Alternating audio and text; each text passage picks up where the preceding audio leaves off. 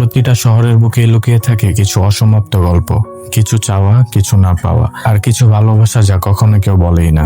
আজ আমি তোমাদেরকে শোনাবো এমনই এক ছেলের গল্প যে একটা নতুন শহরে গিয়ে খুঁজে পেল এক চেনা অনুভব। তো চলো গাইস, এত কথা না বলে ডাইরেক্ট ভিডিওটা শুরু করা যাক।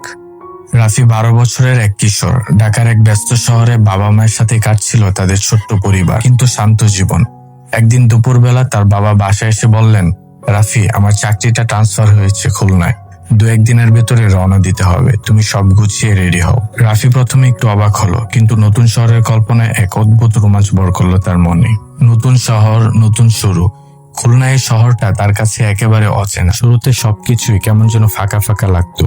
স্কুলে ভর্তি হলেও তার আগ্রহ ছিল না তেমন। ক্লাসে চুপচাপ, মাঠে নীরব দর্শক, কারোর সাথে তেমন মিশত না। কিন্তু সবকিছু বদলে গেল একদিন, যখন সে খেয়াল করলো তাদের পাশের ফ্ল্যাটের বারান্দায় দাঁড়িয়ে আছে একটা মেয়ে, নীলা। তো একদিন রাফির মা নীলার মাকে বললেন, আমাদের ছেলে নতুন এসেছে, স্কুলে যেতে চায় না ঠিকঠাক মতো। তারপর দিন নীলা স্কুলে গিয়ে হঠাৎ রাফির পাশে এসে বলল, তুমি রাফি না? আমি নীলা, পাশের ফ্ল্যাটে থাকি তোমাদের। স্কুলে বসে থাকো কিন্তু ক্লাসে মন নেই, নতুন শহরে কি তোমার মন খারাপ? রাফি একটু চমকে উঠলো, তারপর একটু মুচকি হাসলো। এই প্রথম সে বুঝলো এই শহরে তাকে কেউ খেয়াল করে। ওই দিন থেকে ওদের বন্ধুত্ব শুরু হয়। দিন যায়, সপ্তাহ যায়, ধীরে ধীরে ওদের বন্ধুত্ব গাঢ় হতে থাকে।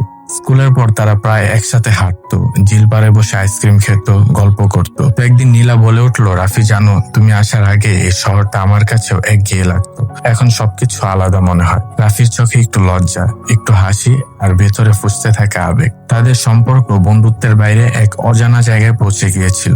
তারা একে অপরকে ছাড়া কিছুই কল্পনা করতে পারেন। হঠাৎ একদিন সন্ধ্যায় রাফি স্কুল থেকে বাড়ি ফিরে দেখেন তার বাবা খুব গম্ভীর। তার বাবা বলেন, আবার ট্রান্সফার হয়েছে, কালকেই চলে যেতে হবে, আর এই ফ্ল্যাটটাও ছেড়ে দিতে হবে। তারপর রাফি বলল, কি বলো বাবা? আমি তো এখানে ঠিকঠাক ছিলাম। বাবা শুধু বলল, তুমি তো প্রথমে বলেছিলে তোমার এখানে ভালো লাগে না। রাফির মাথায় যেন আকাশ ভেঙে পড়ল।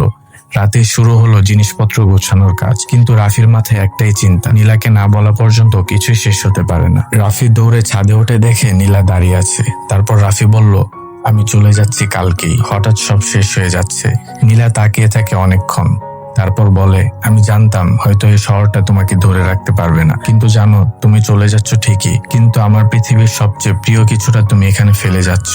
নীলার কথাগুলো শুনে রাফির চোখ ভিজে যায়। তারা কেউই ভালোবাসি শব্দটা কখনো বলেনি, কিন্তু দুজনেই জানতো এই গল্পটা শুধু বন্ধুত্ব ছিল না। শহরটা বদলে গেল, সময়ও পাল্টে গেল, শুধু থেকে গেল কিছু না বলা অনুভব। আর সেই মেয়েটা আজও হয়তো একা দাঁড়িয়ে ভাবে, তুমি ছিলে এই শহরের শেষ ভালোবাসা। তো গাইস, এই গল্পটা প্রচুর লং, তাই পুরো গল্পটা এই ভিডিওতে দিতে পারছি না। তো নেক্সট পার্ট চাইলে চ্যানেলটি সাবস্ক্রাইব করে রাখো, আর ভিডিওটা কেমন লাগছে অবশ্যই কমেন্টে জানাও। তো গাইস, সবাই ভালো থেকো, সুস্থ থেকো, তোমাদের সাথে দেখা হবে নতুন কোনো ভিডিওতে।